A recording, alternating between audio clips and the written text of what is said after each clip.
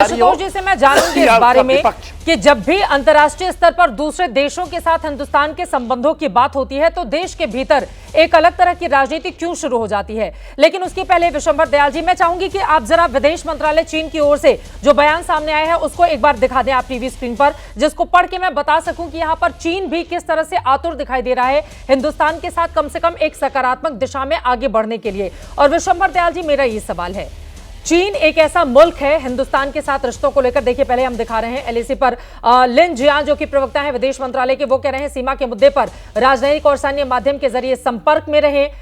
इसके आगे वो अपनी बात को बढ़ाते हुए आगे बोलते हैं, अगर आप फ्रेम चेंज करें, दोनों पक्ष प्रासंगिक मामलों पर एक समाधान पर पहुंच गए हैं और खुशी भी जाहिर की गई है। चीन इन परिणामों की बहुत सराहना करता है, लेकिन चीन एक ऐसा मुल्क है जिसके ऊपर भारत बहुत ज्यादा विश्वास नहीं कर सकता। हमारे पड़ोसियों को लेकर उसकी अपनी एक अलग तरह की रणनीति है, चाहे वो बांग्लादेश के मैटर पे देखें, चाहे नेपाल को लेकर देखें, चाहे हम पाकिस्तान को लेकर देखें। तो अभी चीन के साथ ये जो दिशा में हम आगे बढ़ रहे हैं, कौन कौन सी वो चुनौतियां हैं जिसका सामना आगे आने वाले दिनों में हमें करना पड़ सकता है और हिंदुस्तान को बेहद सतर्क रहने की जरूरत है। देखिए, मेरा जहां तक तर्क तो पहले बॉर्डर पे रहने की जरूरत है। चाइना जो है, एक बात बड़ी स्पष्ट है, देखिए चाइना कोई बड़ी लड़ाई लड़ने के लिए कभी भी नहीं कोशिश करेगा, ना कभी लड़ा ना कभी लड़ेगा। वो 62 वो एक दौर था 60-70s का चाइना का, उसके बाद चाइना ने कोई बड़ी लड़ाई नहीं लड़ी है और ना चाइना लड़ाई लड़ना चाहता। चाइना का सिस्टमेटिक तरीका ये एक है कि कोयर्स दी अदर, मतलब दूसरी पार्टी को किसी तरह दबा लिया जाए, थोड़ा थोड़ा थोड़ा थोड़ा, और उस पर प्रेशर रखा जाए। तो ये प्रेशर टैक्टिक्स जो है ना, पहले तो इसको न्यूट्रल कर दो। जो भारतीय सेना है, जब आप पेट्रोलिंग करेंगे, जब आप स्टेबिलिटी लाएंगे एलसी पे, सबसे पहले तो अपना वो करना है। लेकिन इससे एक मैसेजिंग जाएगी, इससे एक मैसेजिंग जाएगी, नेबरहुड में मैसेजिंग जाएगी। जैसे नेपाल कुछ वीक पड़ रहा था, पीछे कुछ भूटान में भी वीकनेसेस नोटिस की है, और बांग्लादेश में जो हुआ उसमें कहीं ना कहीं चाइनीज और पाकिस्तान और मिली जुली एक खिचड़ी लोगों की है। यही नहीं, म्यांमार में देखो तो वहां भी चाइना और इनकी एक खिचड़ी पक रही है। तो जो नेबरहुड में जो चाइना कर रहा है उसको भी भारत को स्लोली न्यूट्रलाइज करना चाहिए।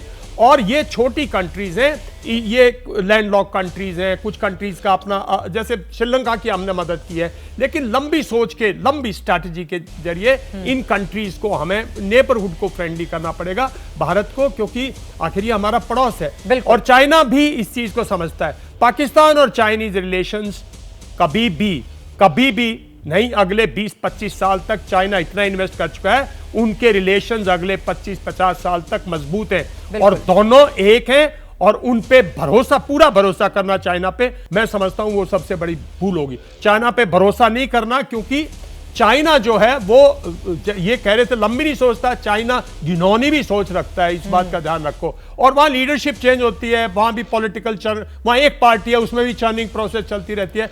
तो trusting China will be the biggest mistake, this is my belief। बिल्कुल, उम्मीद है कि सरकार इन तमाम बातों का ध्यान रखेगी। लेकिन अब इससे आगे बढ़ते हुए आशुतोष जी, आपसे मेरा ये सवाल है, देखिए अटल बिहारी वाजपेयी ने हालांकि पाकिस्तान के संदर्भ में ये बातें कही थी कि हम मित्र का चुनाव तो कर सकते हैं, पड़ोसी का नहीं, और इसी वजह से पड़ोसी से हमें अच्छे ताल्लुकात रखने चाहिए। हिंदुस्तान की हमेशा से, शुरू से लेकर 1954 में, तब जब जवाहरलाल नेहरू से, तब से लेकर आज तक इसी तरह की रणनीति भी रही है। लेकिन मेरा ये सवाल है जी, अंतर्राष्ट्रीय स्तर पर जब इस तरह की बातचीत होती है तो देश के भीतर, चाहे सत्ता पक्ष हो या फिर विपक्ष हो, उन दोनों के भीतर एक सुर दिखाई क्यों नहीं देते हैं अंतर्राष्ट्रीय मसलों पर जिनमें भारत का हित जुड़ा होता है?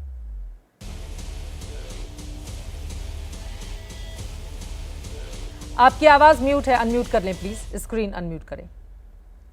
देखिए चित्रा जी, जो बात अभी विशंबर दयाल जी ने कही, मुझे लगता है बहुत संजीदगी के साथ और बहुत ही गंभीरता के साथ उन्होंने अपनी बातों को रखा है, और विदेश नीति और रक्षा के मामले में ऐसी ही संजीदगी और ऐसी ही गंभीरता की उम्मीद की जानी चाहिए।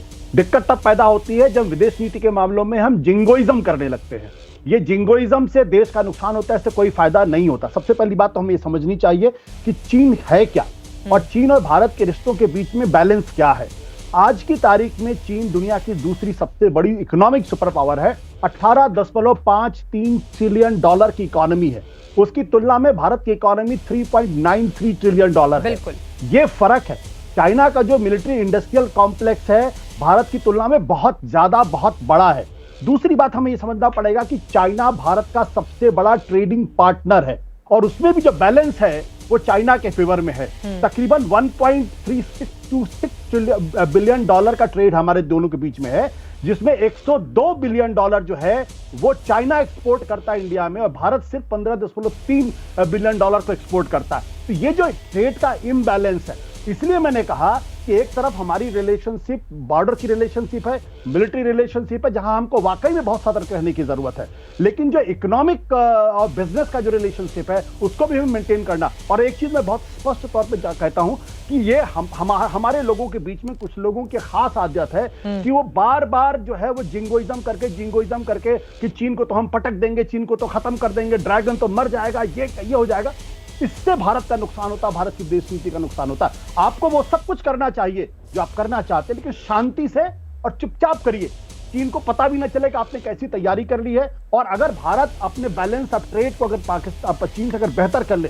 दूसरी बात जो बहुत महत्वपूर्ण बात यह है कि चीन ने पिछले कुछ सालों में आपके पड़ोस में चारों तरफ से आपको इंसर्कल कर दिया है।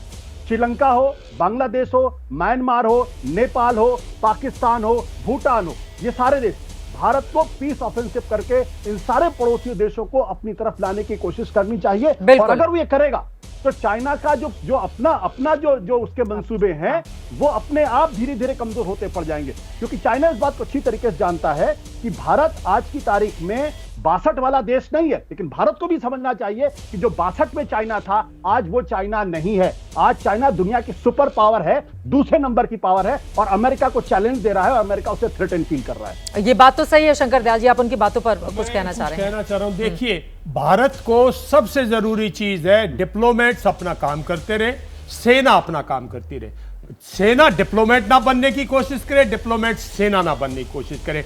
जब तक सेना ये ध्यान में रहेगी कि हर इंच हमारा है और चाइनीज एक इंच कदम आगे नहीं बढ़ने देंगे, और ये रुझान जब तक सेना में रहेगा और डिप्लोमेसी की तरफ ध्यान ना दे, डिप्लोमेटिकली क्या कर रहे, क्या बातचीत करें, जब ग्राउंड पे जिस दिन वो पॉइंट जिस दिन पेट्रोलिंग पॉइंट 11 पे आप जाओगे, बात करोगे, जब तक सेना इस किस्म का एटीट्यूड रखेगी, एग्रेसिव, कॉन्फिडेंट, और जो इंडिया की जो छवि है उसके हिसाब से आप ग्राउंड पे अपनी नाप तोलिए। डिप्लोमेटिकली क्या हो रहा है, प्राइम मिनिस्टर क्या बोल रहे हैं, सेना को सील कर दीजिए। सेना का मकसद जब तक ये रखोगे भारत मार नहीं खाएगा, क्योंकि मार भारत जब खाता है जब पूरा मुल्क हा करने लग जाता है और कहीं ना कहीं हम भूल कर जाते हैं इंटेलिजेंस एजेंसीज ये वो। तो भारत को सेना बिल्कुल सील रखो उसको डिप्लोमेसी से। जैसे ही घड़ी का काटा दोपहर 2:30 पे आए, बबीता जी का दिल सास बहू साजिश के लिए मचल जाए। और ये है इनकी बहू, पूरे दिन ऑफिस की टेंशन हो जाए गॉन जब ये करें अपना फेवरेट शो फ्री टाइम पे ऑन। इनकी तरह आप भी देखें अपना फेवरेट शो अपने टाइम पर और डाउनलोड कीजिए एबीपी लाइव ऐप अपने स्मार्ट टीवी पर।